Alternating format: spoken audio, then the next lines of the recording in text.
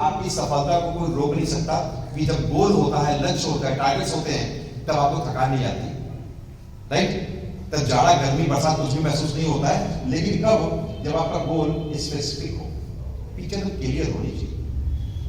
ये नहीं कि ये हो जाए ठीक है, नहीं होगा तो ठीक है ना, बिल्कुल स्पेसिफिक, मेजरेबल होना चाहिए, अचीवेबल होना चाहिए, रिलेवेंट होना चाहिए, टाइम बाउंड होना चाहिए। अगर ये सारी चीजें हैं तो वो आपका एक्चुअल गोल होगा। अब जैसे मैं मेरी बात बताऊं, बात करेंगे स्पेसिफिक की। जिन नेटवर्क मार्केट में मेरे आने का कारण कुछ और इधर से मेरे बेटे का सपना था, और उसका सपना क्या था? ऑडी। तो उसे ऑडी चाहिए, बिल्कुल स्पेसिफिक था। नेटवर्क मार्केट में जब मैं आया था और जब मेरे अपलाइन मिस्टर विवेक सर के साथ में बैठा, तो उस वक्त सीरियल पूछा और हीरो कैसे आना हुआ? मैंने सर ऑडी चाहिए, बताइए कैसे आएगी। सीधा क्वेश्चन था। इधर तो कोई बात नहीं, क्या करना है, कैसे करना होगा कि नहीं होगा, लोग मना करेंगे, ये करेंगे, वो कुछ नहीं। सीधा सवाल था, ऑडी कैसे आएगी मुझे वो बताओ, स्पेसिफिक था। कितने की आएगी? 40 लाख, 45 लाख। अगर मैं उस गाड़ी को फाइनेंस कराऊंगा तो 10-15 लाख रुपए नगद देने पड़ेंगे। उसके बाद ईएमआई बनेगी, तो महीने के 50,000-60,000 रुपए ईएमआई भी होगी ना। सब पूरा मेजर कर लिया। तो उसके हिसाब से उन्होंने कैलकुलेशन निकाला और बताया कि प्रशांत जी, आप अगर फॉर्मूला 40 अपना करके, यानी किसी भी इवेंट के अंदर अगर आपके 40 लोग बैठेंगे और जिस दिन आपके 40 लोग 40 लीडर बन जाएंगे, उस दिन आपका पे आउट अप्रॉक्स 3 लाख के आसपास होगा और आप ये ऑडी खरीद सकते हो। और इसके लिए उन्होंने टाइम बाउंड किया था, वो लगभग 3 साल का। 3 साल यानी 36 महीने।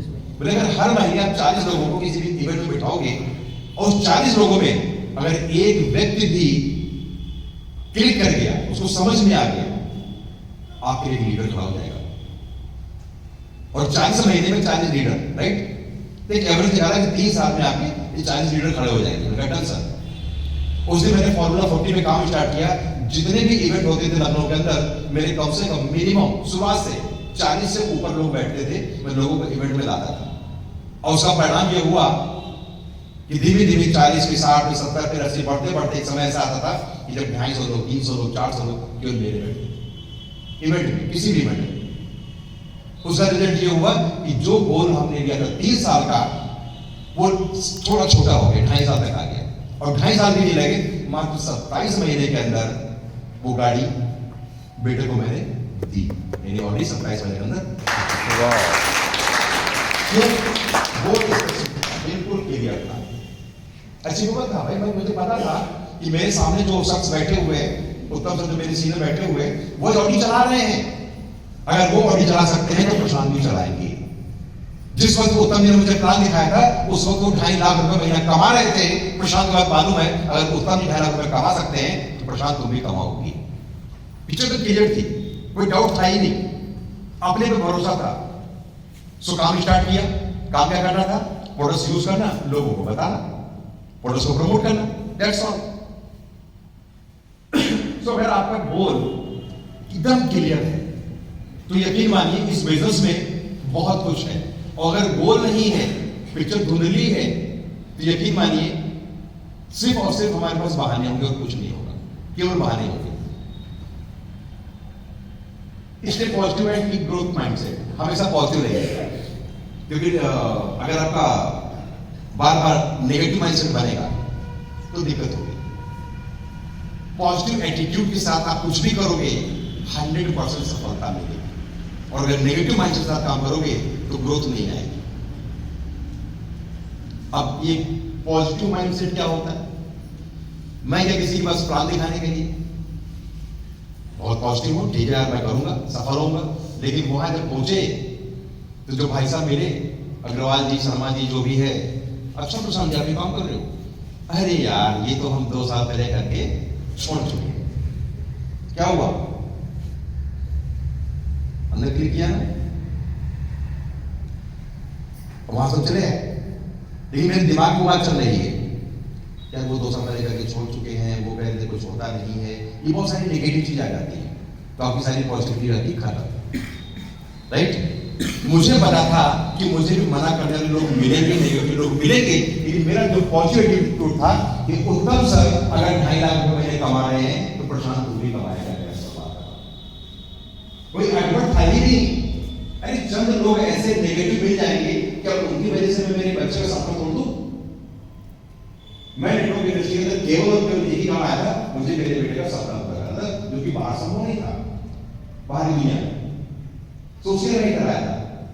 उत्तम सर सामने लाइव एग्जांपल थे जो कि ऑडी चला रहे थे, विवेक सर लाइव एग्जांपल थे जो मर्सिडीज चला रहे थे।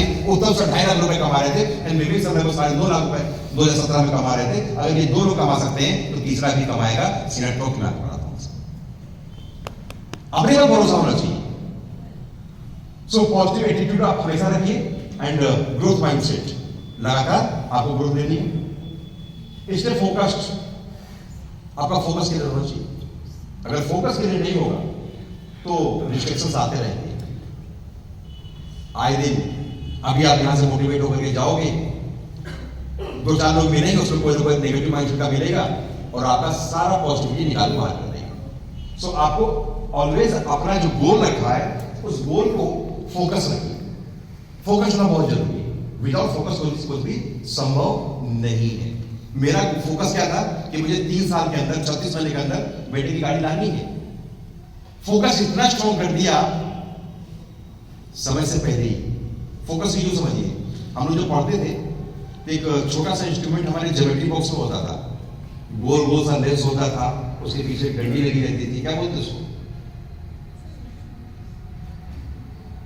शैतानी करते थे हम लोग। वो किसी के हाथ को रखकर के ऊपर से 1 से 1.5 इंच का वो जो लेंस होता था, यानी 1 से 1.5 इंच की एनर्जी को कंसंट्रेट करके एक डॉट में जब ले आते थे, चुभता था साहब, घास फूस लगा तो आग लग जाती थी।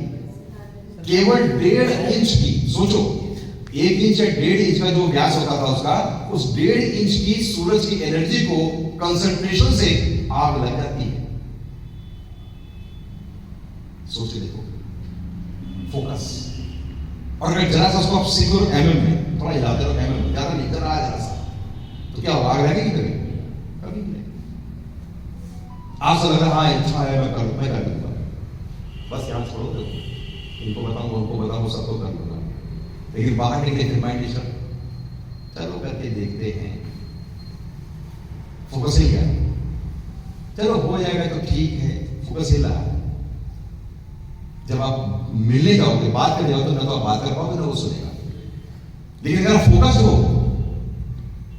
तो ना तो आपको जाड़ा समझ जाएगा, ना गर्मी ना बरसात। आप वहां पहुंचोगे, उससे बात करोगे, आपका जो कॉन्फिडेंस लेवल होगा इतना हाई होगा कि वो व्यक्ति कहेगा यार यही तो आदमी है जिसका मुझे इंतजार था, वो तो आपको वेट कर रहा था। सो फोकस होना बहुत जरूरी है, डिस्ट्रैक्शन को अवॉइड करना है। इसके अलावा never be afraid of failure, failure से मत डरिए। क्या हुआ, नहीं डरा तो क्या हुआ। मैंने 1 आदमी से बात की, 2 आदमी से बात की, 3 आदमी से बात की, 4 से की, 5 से की, 6 से की, 7 से की, 8 से की, 9 से की, सबने मना कर दिया। क्या हुआ, अभी 10वां आदमी का इंतजार भी कर रहा है। सो व्हाट, वेट कर रहा है कि नहीं कर रहा? Yes. हम जहां रुक गए, अगला आदमी को वेट करना था, हमें रुकना नहीं है। सर 2 साल हो गए, 1 साल हो गया, 6 महीना हो गया, क्या मैं कुछ कर पाऊंगा, क्या मैं सफल होऊंगा? डाउट आता नहीं आता? आता है डाउट? गौर करिएगा, डाउट नहीं आना चाहिए, क्योंकि कभी कभी लगता है कि मैं जो कर रहा हूं सर रिजल्ट नहीं दिख रहा। एक बड़े से पत्थर को लीजिएगा, बड़े से पत्थर को, और उस पर हथौड़े से चोट मारिए, क्या पत्थर टूटा? नहीं। सेकेंड टाइम फिर से मारिए एक चोट, टूटा? नहीं। कुछ हुआ? नहीं। तीसरी बार, चौथी बार, 5वीं बार पत्थर टूटा? नहीं। क्या कुछ हुआ पत्थर में? यह आपको लगता है। पत्थर पर चोट पड़ रही है, पत्थर के अंदर कुछ हो रहा है, हलचल हो रही है, आपको दिख नहीं रहा है, लेकिन अंदर हलचल हो रही है। जब लगातार चोट मारते हो, 6ठी बार, 7वीं बार, 8वीं बार, 9वीं बार, फिर भी कुछ नहीं हुआ, आपने तो हिम्मत छोड़ दी ना, छोड़ दी। वही चांस किसी और को मिलता है और उसने 10वां हथौड़ा मारा। एक हथौड़ी तो आपने भी मारी थी ना, पहली मारी, तब तो नहीं टूटा, लेकिन उसने जब पहली मारी तो टूट गया। उससे क्या लगा, आप सबसे तो सफल नहीं। इसके पीछे 9 चोटें आपने दी, उस पत्थर के ऊपर 9 बार हथौड़ी आपने भी मारी है, उसकी वजह से 10वें हथौड़ी में टूटा है, पहले नहीं टूटा उसके। सो लगातार जब आप काम करते रहते हो और आपको लगता है कि रिजल्ट दिख नहीं रहा है, ऐसा नहीं वो आपको दिख नहीं रहा, लेकिन अंदर अंदर काम चल रहा है, राइट? बात समझ में आ रही है? हमें लगता है कि मुझे 6 महीने हो गया, 7 महीने हो गए, 1 साल हो गया, लेकिन सफलता दिखाई नहीं पड़ रही, वो भी आपको बाहर नहीं दिखाई पड़ रही, लेकिन अंदर काम चल रहा है, वो आपको दिख नहीं रहा है। एग्जाम्पल नंबर 2, आपने चाइनीज बैम्बू का नाम सुना? चाइनीज बैम्बू, बैम्बू मीन्स बांस, चाइना का बांस देखा है कैसा होता है? यूट्यूब पे देखा है। चाइना में बांस एक ऐसी प्रजाति है, जब उसका बीज बोया जाता है, उस बीज को वही किसान बोते हैं जिनके पास पेशेंस होता है, सबसे खेती नहीं कर सकते, जिनके पास धैर्य होता है, और उसको खेती वही लोग करते हैं जिनके सपने बड़े होते हैं, जो कुछ लाइफ में बड़ा करना चाहते हैं। आम आदमी उस खेती को नहीं करता है। आम आदमी कौन सी खेती करता है? गेहूं बोएगा, धान बोएगा, गन्ना बोएगा, अरहर बोएगा, जो फटाफट बोइए, फटाफट काटिए, फटाफट बोइए, फटाफट काटिए। लेकिन चाइनीज बैम्बू की खेती वो लोग करते हैं जिनके सपने बड़े होते हैं, जिनके पास पेशेंस होता है। क्या होता है चाइनीज बैम्बू की खेती में? जब उसका बीज लगभग इतना बड़ा होता है, उसको आप खेत में डाल देते हो, आप उसमें खाद डालते हो, उसमें पानी डालते हो, और ये प्रोसेस लगातार चलता रहता है। लेकिन 1 महीना हो गया, 2 महीना हो गया, 6 महीना हो गया, साल बीत जाता है, उसमें अंकुरण होता ही नहीं। अब वो किसान तो परेशान होगा, नॉर्मल किसान, लेकिन जिसको जानकारी होगी उसे पता है कि ये 1 साल में उगता ही नहीं है। किसान लगातार उसमें पानी डालेगा, लगातार खाद डालेगा, और ये क्रम लगातार पूरे साल चलता रहता है। 2 साल के बाद भी उस बीज में कोई अंकुर नहीं फूटता है। नेटवर्क इंडस्ट्री के अंदर भी बिल्कुल सेम होता है। आप काम तो कर रहे हो, लगातार 6 महीना हो गया, 1 साल हो गया, 2 साल हो गया, सब कुछ हो नहीं रहा है, नहीं। चाइनीज बैम्बू की अगर मैं बात करता हूं तो लगातार तीसरे साल भी कोई रिजल्ट नहीं आते हैं। अब 3 साल तक एक साधारण आदमी कितना पेशेंस रखेगा? अब उसके आसपास जो बाकी किसान है क्या कहते हैं? पागल है, खेती कर रहा है ये। अरे बिल्कुल 3 साल में कोई बीज नहीं हुआ, इसका मतलब बीज खराब है, फिर को हटाओ, कुछ और बीज बोल दो, कोई दूसरी खेती करो। देखो मैं तो गेहूं बोलता हूँ, 4 दिन काट देता हूँ। हमारे घर में सुख समृद्धि, बच्चे पढ़ने जाते हैं, ऐशो आराम है, घर अच्छा है, सब कुछ है बढ़िया।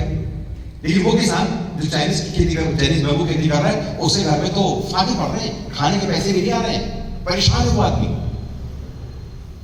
क्या फेल है वो? लोगों की नजरों में फेलियर है, लेकिन वास्तव में फेलियर नहीं है।